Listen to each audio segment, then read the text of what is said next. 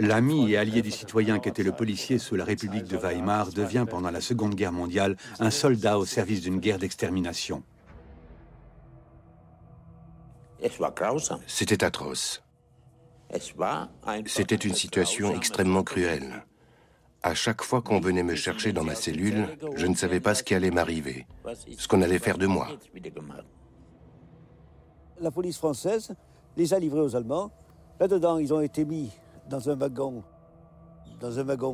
à bestiaux. Beaucoup d'unités de la police ont été mobilisées en Europe de l'Est pour participer à grande échelle aux persécutions et à l'assassinat de la population locale, en particulier des Juifs d'Europe de l'Est. La police y a fusillé des centaines de milliers de Juifs. Au fur et à mesure qu'ils tuaient, beaucoup de policiers du 101e bataillon de réserve sont devenus des assassins extrêmement zélés, enthousiastes et efficaces.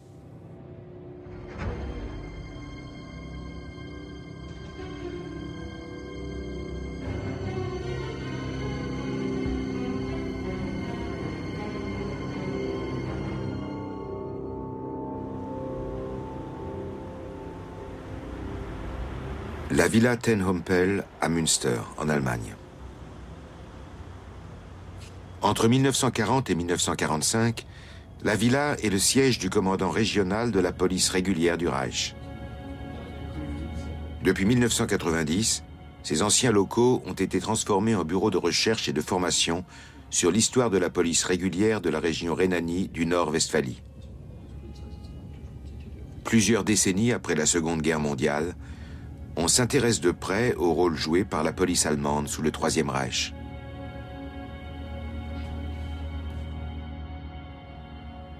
L'un des objectifs majeurs de la formation proposée à la villa est de confronter les agents de police au passé de la police allemande et de créer un lien entre passé et présent. Ich zeichne einfach mal ein Bild hier. Kommen Sie mal ein bisschen näher, sehen Sie es an. Das ist typisch. Hier bei diesem Plakat sieht man, dass die Formulierung, die Polizei, dein Freund, dein Helfer, verbunden ist mit dem Winterhilfswerk.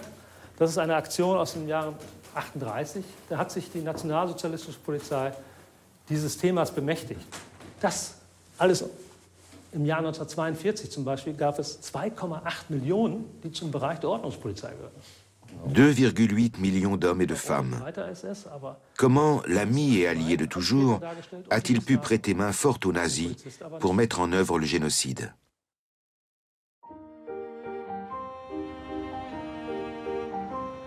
L'ami et allié dans les années 20.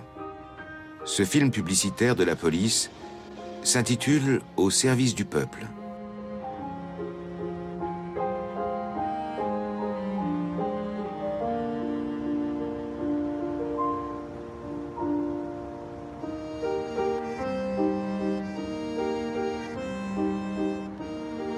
Le 30 janvier 1933, un changement radical s'amorce pour le gentil policier qui fait traverser les enfants.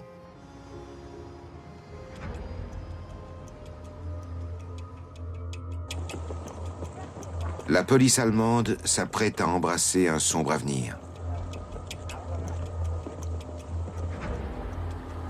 Le 30 janvier 1933, Adolf Hitler est nommé chancelier du Reich. Pour le nouveau gouvernement, la police constitue dès le premier jour l'instrument central du pouvoir.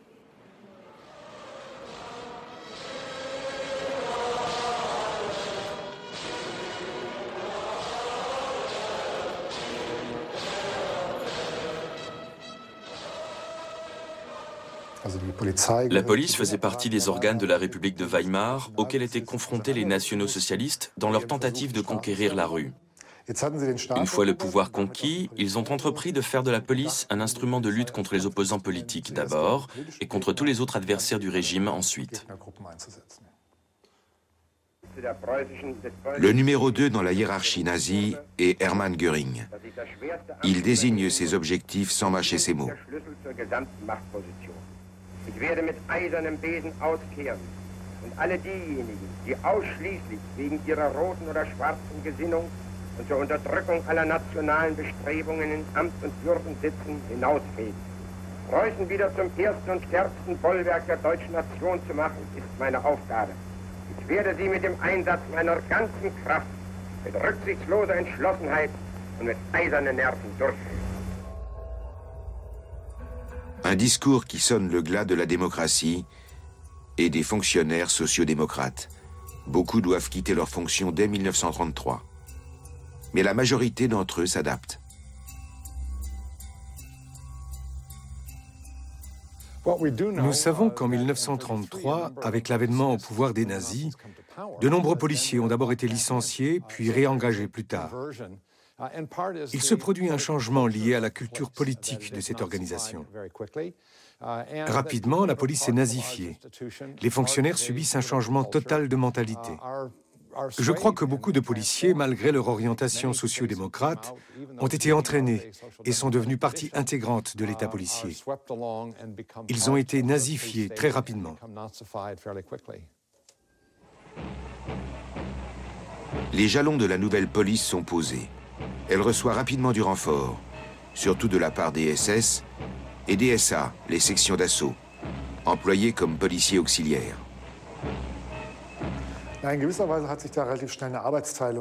Une répartition du travail s'est instaurée relativement rapidement. Les troupes paramilitaires de casseurs de la SS ou des SA étaient chargées d'appliquer la violence physique, alors que les policiers réguliers devaient accomplir les tâches qui relevaient classiquement de la police, comme effectuer des enquêtes sur les personnes qu'on voulait arrêter.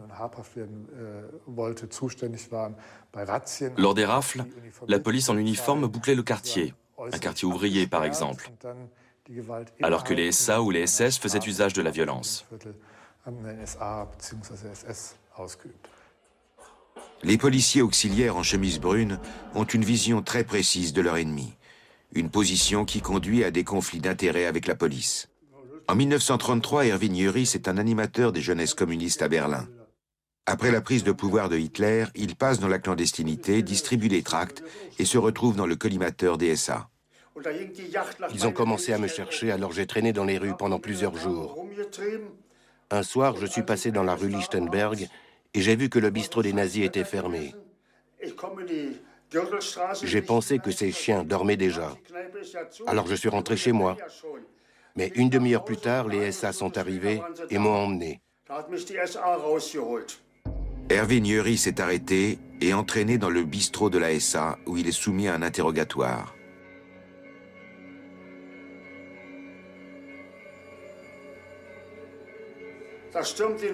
Puis la police régulière est arrivée et m'a demandé « Qui vous a arrêté ?» Je leur ai dit « Toute la bande ici ». Alors la police s'est disputée avec les nazis. Ils disaient « Pour le moment, la police c'est nous, pas vous. Vous ne pouvez pas arrêter des gens quand ça vous chante. » La police m'a sorti de là et m'a emmené au poste. Ils m'ont dit « Il faut que vous restiez ici cette nuit car les nazis patrouillent dans les rues et ils n'attendent que vous. » Je leur ai répondu « D'accord, je reste. »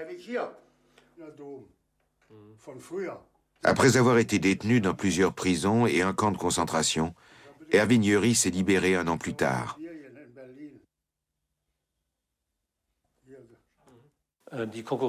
En 1933, les SA et la police se livrent une concurrence sans merci. Quand on pense que des personnes soupçonnées d'appartenir aux SA étaient surveillées par la police encore 1 ou 2 ans auparavant, les SA étaient interdites sous la République de Weimar. Et que ces mêmes SA pouvaient désormais arrêter, l'arme au poing, voire même fusiller des communistes dans un quartier résidentiel. C'était incompréhensible pour les policiers qui avaient été en service avant la nouvelle donne. La police criminelle s'adapte, elle aussi, à la nouvelle situation. Walter Zierpins est commissaire de la police criminelle en 1933. Il travaille dans la Behrenstraße, une rue située dans le quartier gouvernemental à Berlin. Walter Zierpins est né en 1901. En 1927, il entre à la police criminelle. 4 ans plus tard, il enseigne à l'Institut de police de Berlin et figure rapidement dans le cercle des proches de Hermann Göring.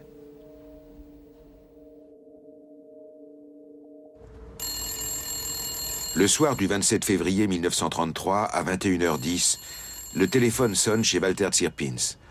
Le Reichstag est en feu.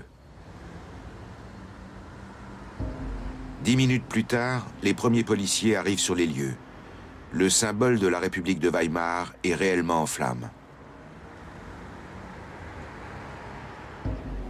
Lorsque les policiers pénètrent dans le bâtiment en feu, ils croisent Marinus van der Lubbe, un Néerlandais d'extrême gauche, qui est aussitôt arrêté.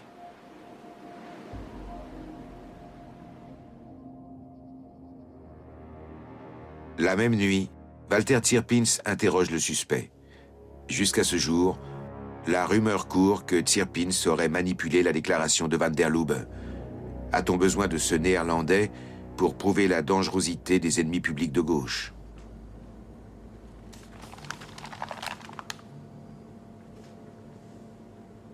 C'est une occasion en or. Les listes d'arrestations sont déjà prêtes depuis plusieurs semaines. Dans la ligne de mire, principalement les communistes et les sociodémocrates. Les arrestations vont bon train dans tout le pays.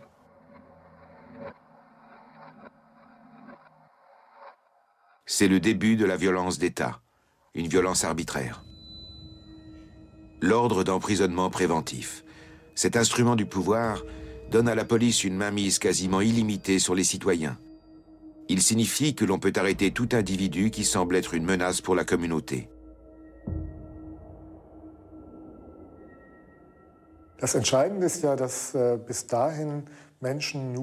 Jusque-là, pour pouvoir emprisonner des gens sur une durée prolongée, il fallait qu'un juge délivre un mandat d'arrêt. Maintenant, le lien entre une décision juridique et la détention prolongée est brisé. C'est un principe fondamental de l'état de droit qui est bafoué.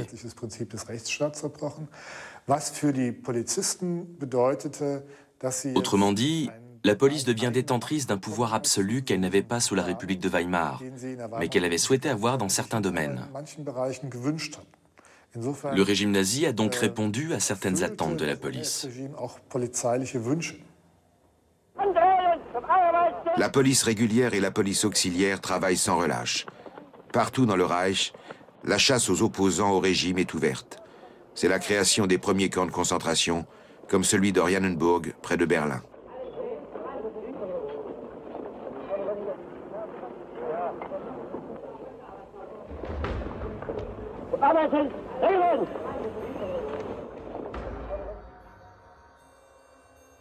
À cette époque, un homme fait carrière. Un homme qui a attendu pendant des années dans l'ombre. Dans cette archive qui date de 1929, cet homme sur la gauche n'est autre que Heinrich Himmler. Rapidement, avec des auxiliaires comme Reinhard Heydrich, Himmler va remanier entièrement le travail de la police, qu'il souhaite désormais conséquent et déterminé. Autrement dit, fondé sur la biologie raciale et de caractère préventif. On parle beaucoup de la communauté du peuple. Himmler avait développé un concept de la criminalité fondé sur sa vision nationaliste et biologique du monde. Selon lui, la criminalité était le fait de gens qui, du point de vue biologique ou de leurs origines, se situaient en dehors de la communauté du peuple et dont les crimes étaient dirigés contre cette dernière.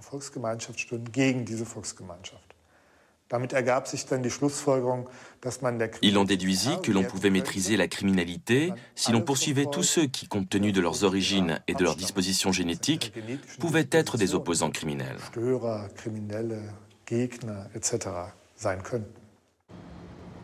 En 1935, Johann Schwert vivait ici, à Francfort. Aujourd'hui, il a 103 ans. Ce communiste a été arrêté plusieurs fois par la police et la Gestapo.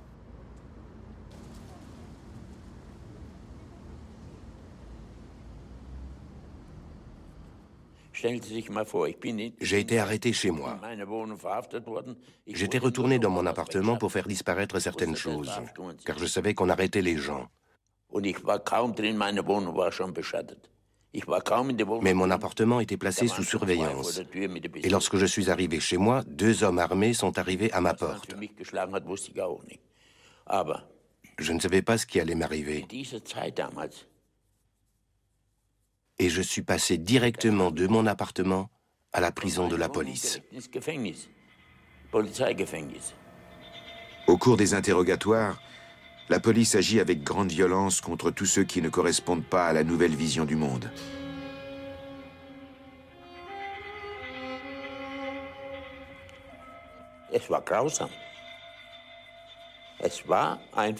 C'était atroce.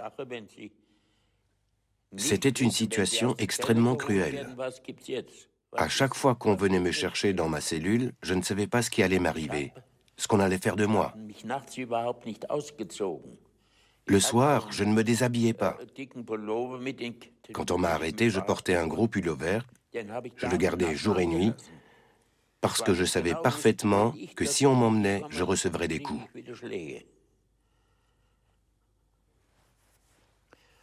Et ça a duré des jours et des jours. Ce n'est plus la police, mais les SS qui donnent le ton. En 1936, Hitler confie l'ensemble de l'appareil policier à son fidèle Heinrich, le Reichsführer SS. L'objectif de Himmler est de fusionner la police et les SS, surtout sur le plan idéologique.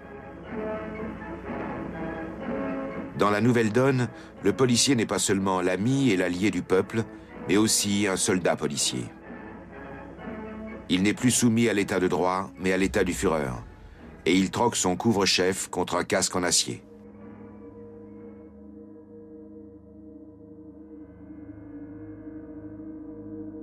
Julius Wohlhauf fait partie de ceux qui, selon Himmler, répondent parfaitement aux nouvelles exigences.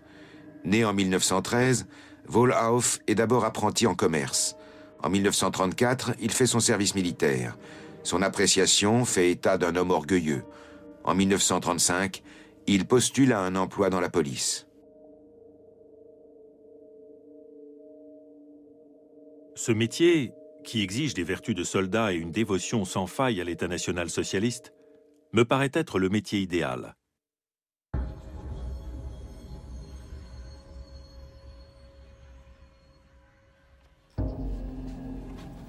Le 1er juillet 1936, Wohlhauf est engagé comme brigadier et aspirant officier. Plus tard, il sera appelé en Pologne et intégré au 101e bataillon de réserve de police, une unité de triste réputation. Il y jouera un rôle particulièrement violent.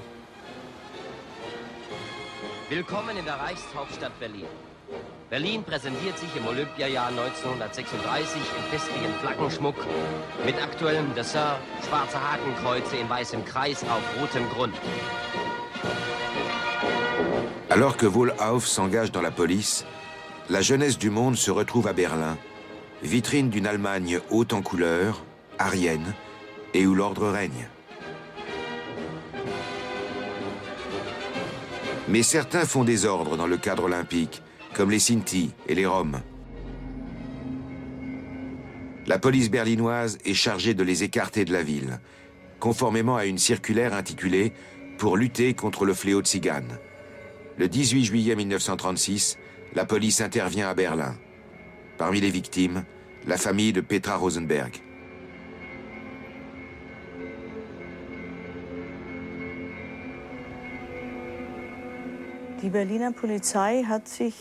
La police berlinoise a été impitoyable envers les Sinti et les Roms. Les policiers que nous connaissions de vue, qu'on voyait tous les jours, se sont opposés à nous. La police a fait en sorte que personne ne puisse s'échapper. Elle se rendait sur chaque campement pour embarquer ses occupants.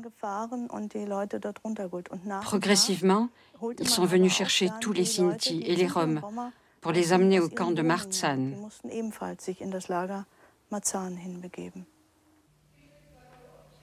Quelques années plus tard, la question tzigane est définitivement réglée. Depuis plusieurs années, Silvio Peritore recherche les traces de sa famille, les Gutenberger. En 1940, 50 membres de sa famille ont été déportés par la police.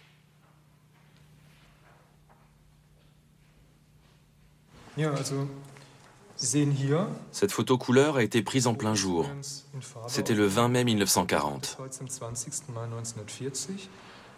Ce jour-là, environ 1000 Sinti et Roms d'Allemagne du Sud, donc les Sinti de Karlsruhe, du Palatinat, du Württemberg, ont été expulsés au vu et au su de tous dans la rue principale d'Asberg, qui mène à la gare. Parmi eux se trouvait ma famille. Mes grands-parents se trouvent dans cette partie-là de la photo.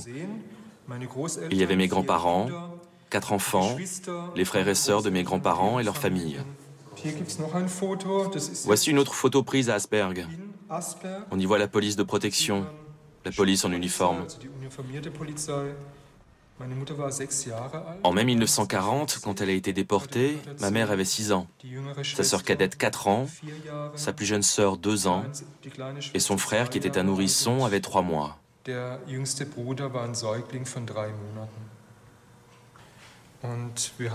20 membres de ma famille ont péri à Auschwitz, et beaucoup d'autres ont disparu dans divers camps de concentration, ou ont été fusillés par les nazis lors d'exécutions de masse.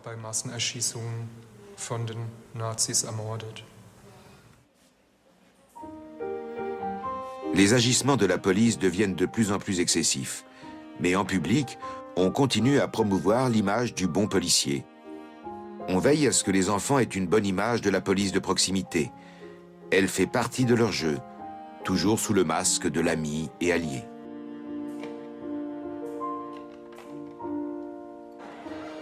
La police cherche à inspirer confiance au moyen de films de propagande. Elle veut se montrer proche du peuple et se pose en gardienne de la communauté du peuple. Mais derrière cette offensive de charme, la lutte continue contre tous ceux qui ne correspondent pas à l'idéal nazi. Le régime poursuit son entreprise de nettoyage au pas cadencé. Le sort réservé à chacun par le national-socialisme n'était pas le même, selon que l'on appartenait à la communauté du peuple ou non. La police devait défendre la population, mais pas les indésirables, ceux qui étaient considérés comme des ennemis, ceux qui n'étaient pas désirables en raison de leurs origines raciales ou de leurs opinions politiques. Tout dépendait de quel côté on se situait. Parmi ceux qui appartenaient à la communauté du peuple ou parmi les indésirables. En fonction de la réponse, la police était ressentie comme une menace, ou plutôt comme un élément du quotidien. La police devient une menace pour tous ceux que l'on veut éliminer du paysage quotidien. Elle commence à enquêter sur tous ceux considérés comme des corps étrangers. Pour entretenir l'hygiène du peuple, des minorités sociales sont pointées du doigt comme indésirables et asociales. Parmi elles, les homosexuels, les sans-abri, les travailleurs itinérants, les mendiants, les vagabonds. En un mot, les fainéants, les alcooliques, les prostituées. Des catégories qui ne correspondent pas à l'image nazie d'un peuple en bonne santé. Tous sont recensés et arrêtés.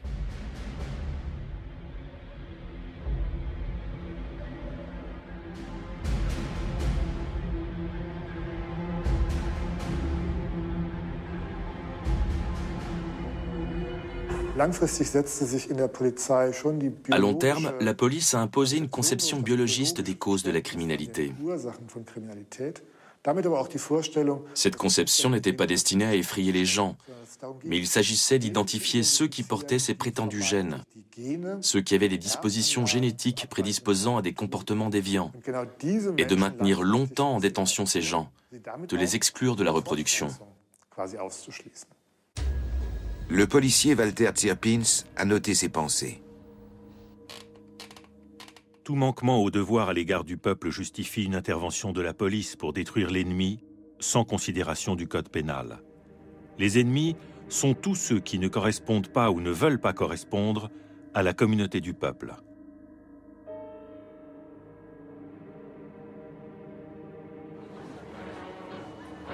À la fin des années 30, la police ne s'intéresse pas seulement aux ennemis sur le territoire national. Son apparence est de plus en plus militaire. Mais la police continue à se sentir comme le parent pauvre de l'armée. Bientôt, elle aura l'occasion de montrer ce dont elle est capable.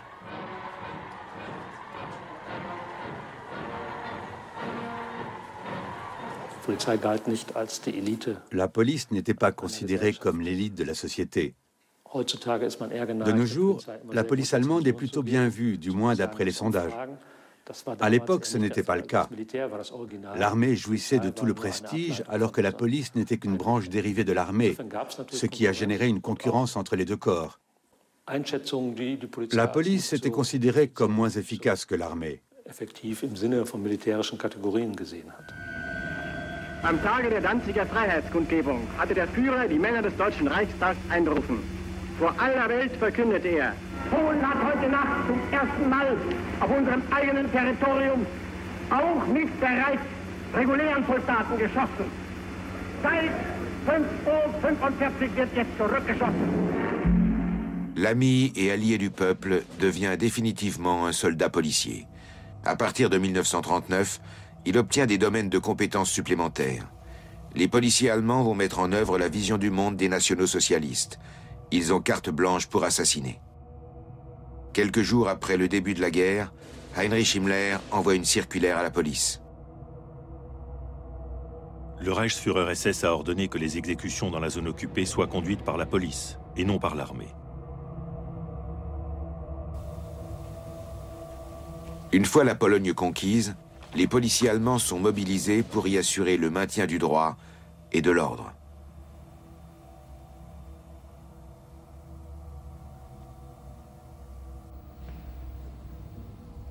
Walter Zierpiens est parmi les nombreux policiers envoyés à l'étranger.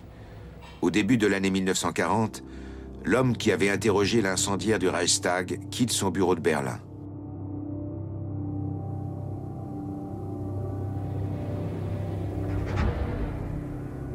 Objectif, le gouvernement général. Lieu d'intervention, Łódź, à l'époque appelé Litzmannstadt, situé à 140 km au sud-ouest de Varsovie. Zierpiens devient chef de la police criminelle dans le ghetto de Łódź. Il se met immédiatement au travail. Comme en Allemagne, il doit recenser ceux qu'on désigne comme des parasites accusés de nuire au peuple. Sur les 700 000 habitants que compte Łódź en septembre 1939, on dénombre 340 000 juifs. Le siège de la police criminelle où travaille Zierpiens est situé à la limite de la zone d'intervention, le ghetto de Łódź.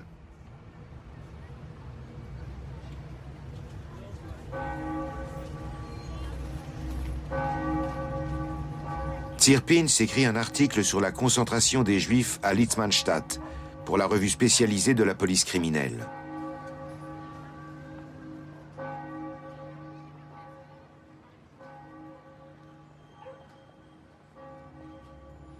Le ghetto de Litzmannstadt, vu par la police criminelle.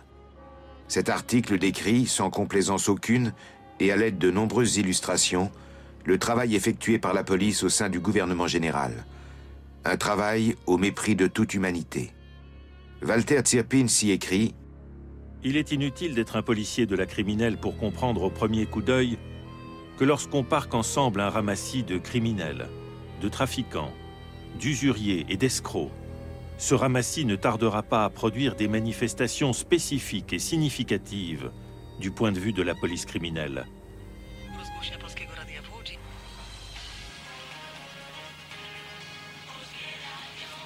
Parmi les survivants du ghetto, Alina Elchewska.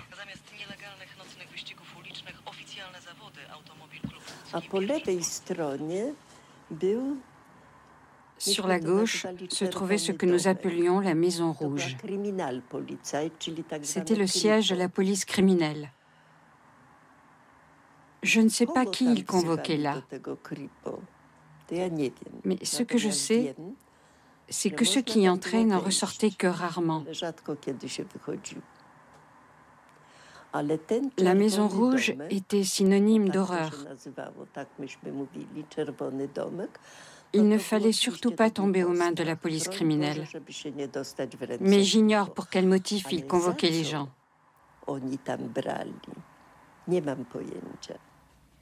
L'Institut historique juif de Varsovie possède un album photo réalisé par des policiers zélés pour leurs supérieurs. Un cadeau en souvenir des mois glorieux de persécution juive dans le ghetto de Łódź.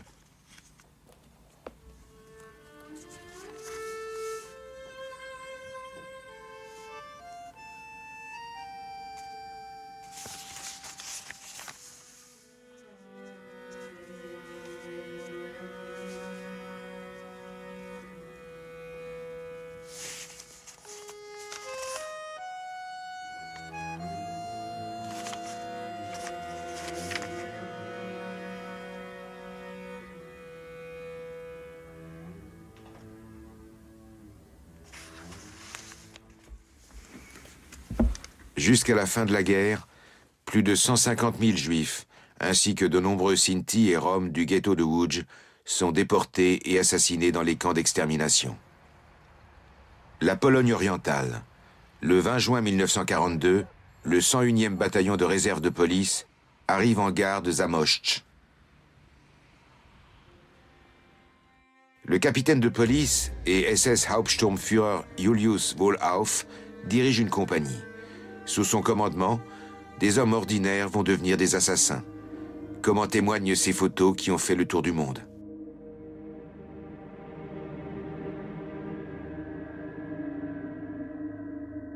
L'historien américain et spécialiste de la police Christopher Browning est l'un des premiers à s'être intéressé à ces hommes ordinaires, et en particulier à Julius Wohlauf.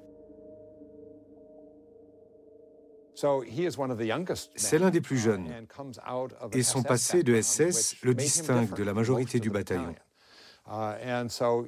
Il voulait certainement montrer qu'il était un modèle au sens de l'idéologie nationale-socialiste. Ces hommes le considéraient comme très dynamique et excessivement zélé.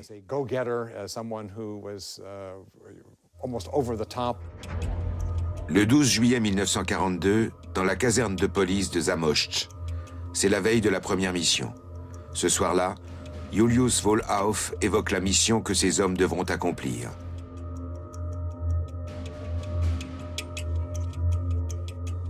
Lors de cette mission, 1500 personnes mourront sous les balles de son bataillon de police.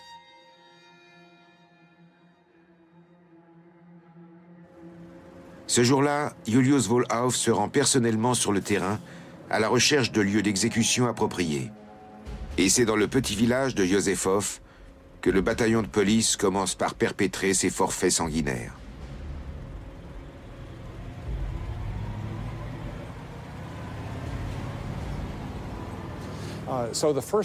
La première mission a lieu le 13 juillet. Le bataillon est envoyé dans le village de Józefów, où il réunit 1800 juifs. 300 d'entre eux sont envoyés dans des camps de travail à Lublin et les 1500 restants sont fusillés dans la forêt, à l'extérieur du village. Interrogés dans les années 60, les hommes du bataillon garderont un souvenir beaucoup plus précis de la mission de Józefów que des suivantes. Dès que les massacres deviennent quotidiens, les souvenirs s'estompent. Ils n'arrivent plus à distinguer les différentes exécutions les unes des autres. Mais ils se rappellent avec nombre de détails le massacre de Józefów parce que c'était le premier. Ce qui est tragique, c'est que les candidats policiers qui avaient postulé peut-être pour devenir l'ami et l'allié du peuple se retrouvaient dans un contexte de guerre où les policiers devaient agir très différemment de ce à quoi ils s'attendaient en s'engageant dans la police. L'intervention dans les territoires occupés d'Europe, sous les ordres d'un commandant local, était si tragique que le nouvel ami et allié pouvait et était parfois même contraint de devenir un assassin. Le groupe, la camaraderie, qui de tout temps ont exercé des effets positifs, fonctionnaient ici sur un mode négatif. Ceux qui refusaient de participer étaient sanctionnés selon la volonté de leurs supérieurs.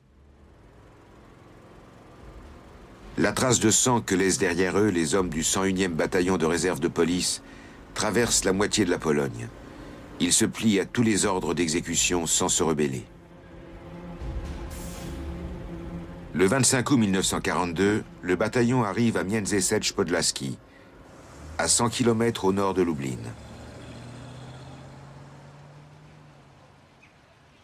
Au début de la guerre, sur les 19 000 habitants que compte la population, 12 000 sont juifs. Zygmunt Nafalski a été témoin de ce qui s'est déroulé ici au grand jour.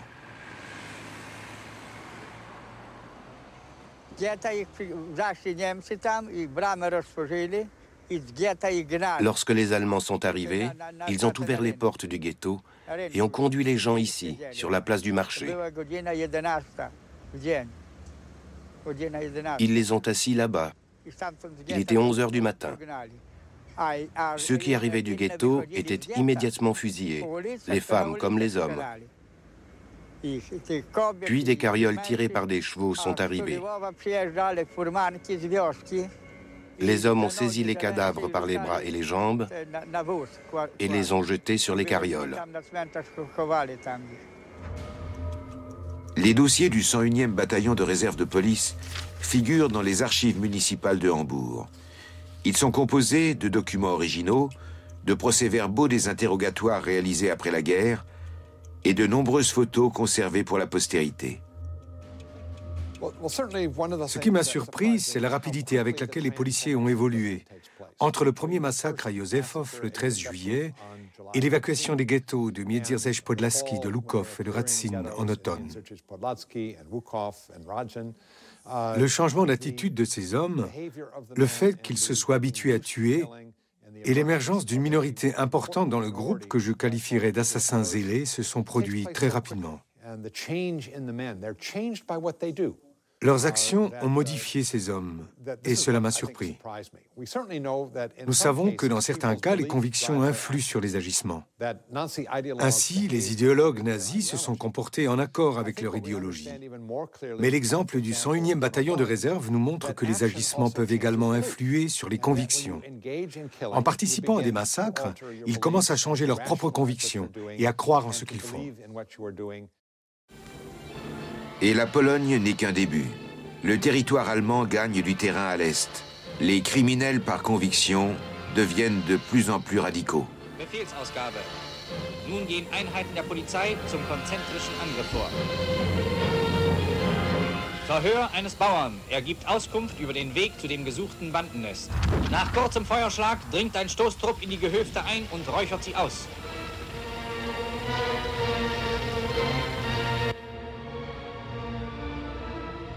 La police allemande est très occupée. C'est aussi le cas du commissaire Georg Heuser.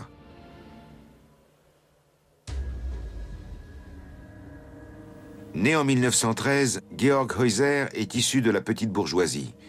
Le 1er décembre 1938, il commence une formation à la police criminelle.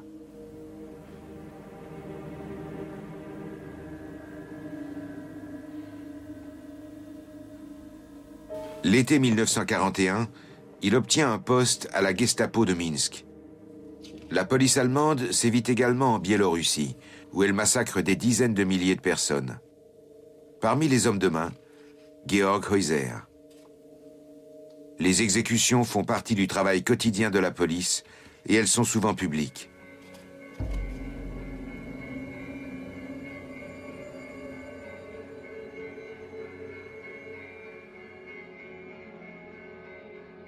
Au cours d'un procès après la guerre, Georg Heuser décrit de façon très détaillée le déroulement du processus, des arrestations à l'exécution, en passant par le transport.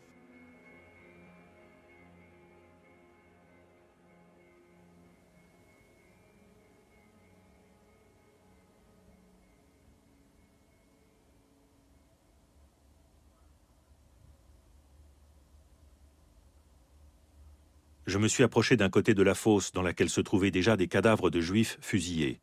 Cette vision a été un choc pour moi. La fosse mesurait 25 mètres de long et avait au moins 2 mètres de profondeur. Par la suite, nous avons creusé des fosses plus profondes. Quand je me suis approché de la fosse et que j'ai défait le cran de sécurité de mon pistolet, les autres se sont mis à tirer. J'ai commencé à tirer. D'abord sur les juifs encore vivants qui étaient allongés dans la fosse, puis directement en leur tirant une balle dans la nuque. J'ignore combien de juifs j'ai tués. Je tirais, un point c'est tout. Il y avait des femmes, mais pas d'enfants.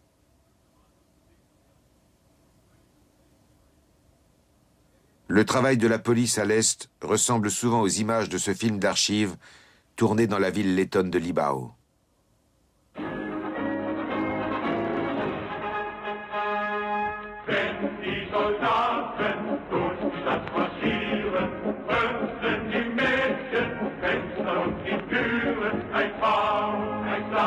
Entre les massacres, le quotidien des soldats policiers semble normal.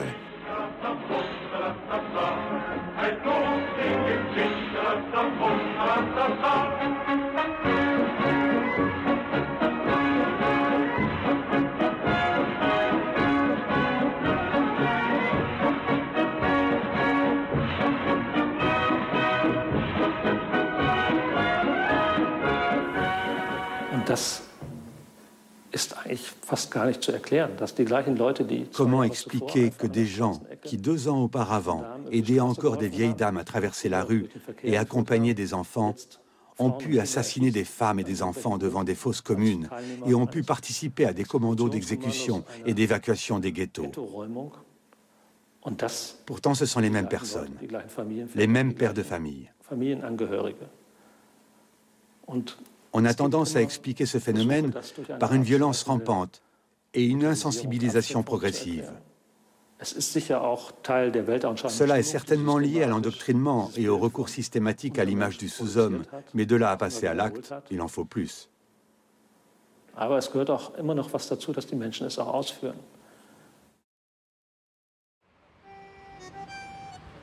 Durant l'hiver 1942-43, la situation de la guerre empire considérablement à l'Est.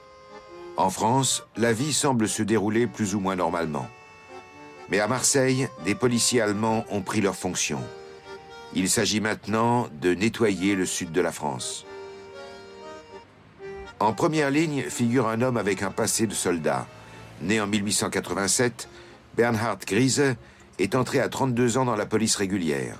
Hautement décoré après avoir combattu en Union soviétique, il dirige désormais un régiment de police envoyé à Marseille qui porte son nom, le régiment SS de police Griese. L'unité de Griese prépare méticuleusement une grande rafle à Marseille. Le café La Samaritaine est transformé en poste de police.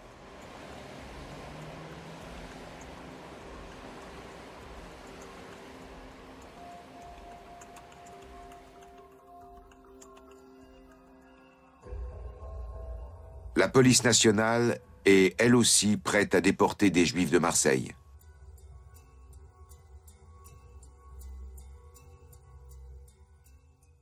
L'opération de Marseille est véritablement, du point de vue visuel, l'opération la plus symbolique de toute la guerre en ce qui concerne la collaboration des deux polices, puisque les policiers français étaient très nombreux, les militaires allemands et les SS étaient nombreux aussi, et que les Juifs se trouvaient arrêtés par les deux polices en même temps et conduits à la déportation dans les trains par les deux polices en même temps.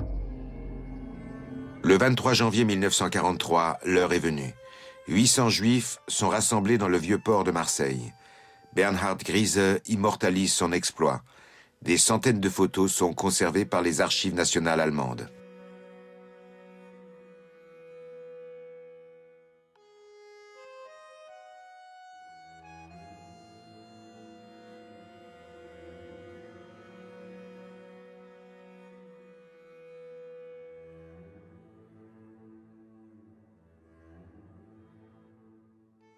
Les prisonniers sont déportés vers le gouvernement général de la Pologne occupée.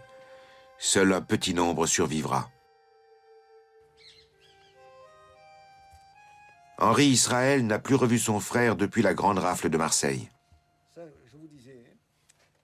Un jour, il y avait une exposition à Marseille, à côté de la mairie, qu'ils ont appelé le temps des rafles.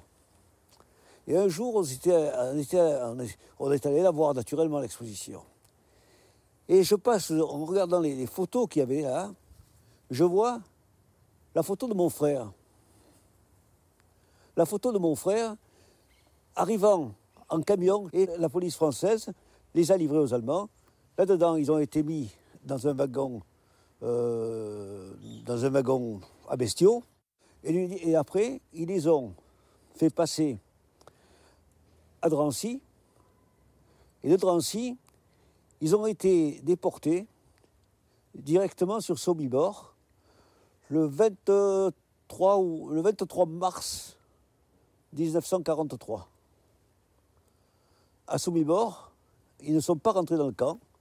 Ils ont été gazés et immédiatement brûlés, tués, quoi. En 1943, après Stalingrad, c'est la débâcle pour les Allemands. Les limites du Reich se resserrent, de la Meuse au Niémen et de l'Adige au Petit Belt. La police va mener une guerre totale au sein de ses frontières.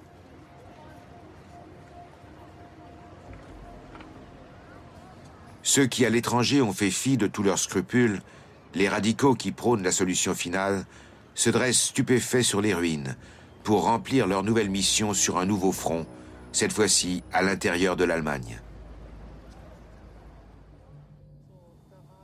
Un front aux missions diverses, comme à Wuppertal, où 30 travailleurs forcés sont amenés dans les environs de la ville pour y être exécutés. Wilhelm Ober, le père de Lieselotte Batia, a participé à cette mission de la police. La première chose qui m'a frappée dans les dépositions, c'est que les femmes étaient simplement vêtues d'une culotte et d'une robe. Elles devaient laisser leurs chaussures dans le bus. On les a fait marcher par ce temps 100 ou 200 mètres dans la forêt. Elles savaient exactement ce qui allait leur arriver.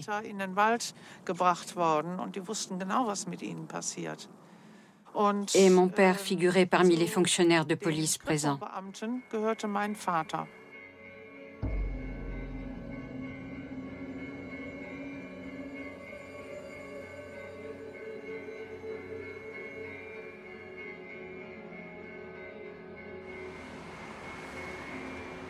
La préfecture de police à Wuppertal.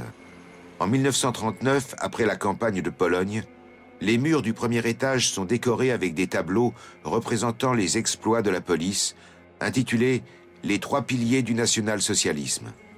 Il y a quelques années, ils ont fait l'objet d'une restauration coûteuse. La pièce voisine était occupée par le fonctionnaire de police criminelle Wilhelm Ober, de retour de Russie.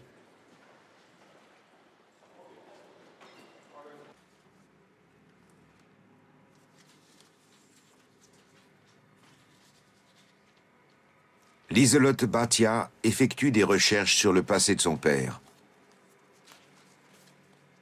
Und meine Mutter hat mir immer erzählt, der Papa ist unschuldig.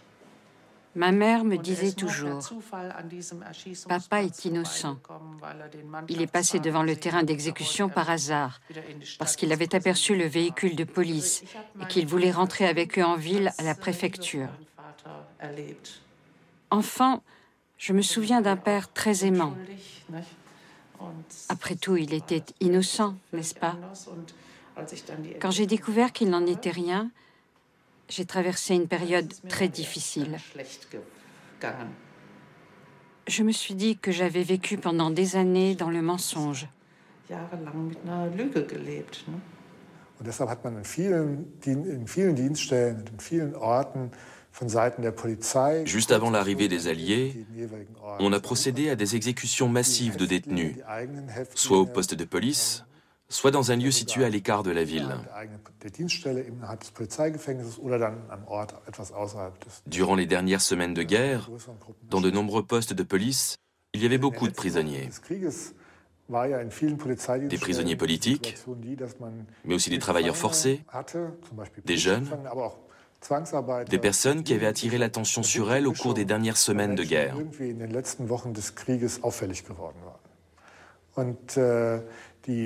Selon la maxime de Himmler, il ne fallait surtout pas que ces prisonniers tombent aux mains de l'ennemi.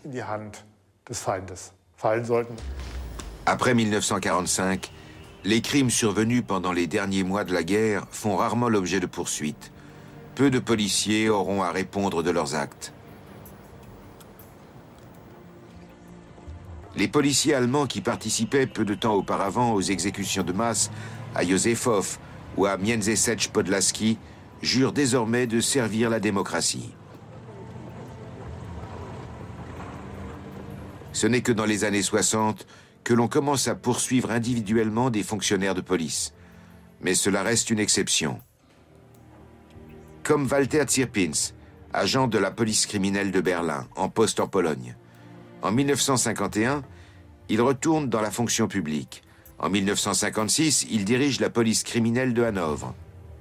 Il fait l'objet d'une enquête lancée par le parquet de Hanovre pour les crimes commis à Łódź. L'enquête est classée dans les années 60. comme Georg Heuser, commandant en chef de la sûreté à Minsk. Après la guerre, il dirige la police judiciaire de Mayence. En 1963, il est condamné à 15 ans de prison pour complicité de meurtre dans l'assassinat de plus de 11 000 personnes. Il bénéficie d'une libération anticipée en 1969. Comme Julius Wohlauf, membre du 101e bataillon de réserve de police. En 1955, il est engagé comme commissaire à la police de Hambourg. Un an plus tard, il devient commissaire principal. De novembre 1964 à mai 1966, il est placé en détention préventive. Il est condamné pour complicité de meurtre dans l'assassinat de 10 000 personnes. Il écopera d'une peine de 8 ans de prison.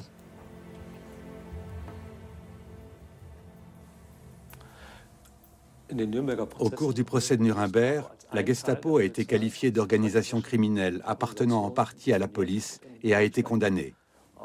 Toutefois, la police régulière, qui sera considérée par la suite comme la police ordinaire, n'a fait l'objet d'aucune condamnation.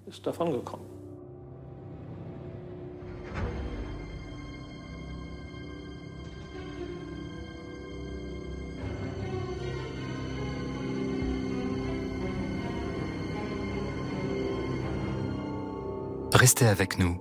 Dans un instant, nous allons rendre hommage à la vie et à l'action de Max Windmüller. Résistant juif, il a sauvé des centaines d'autres juifs avant d'être arrêté par la Gestapo à Paris.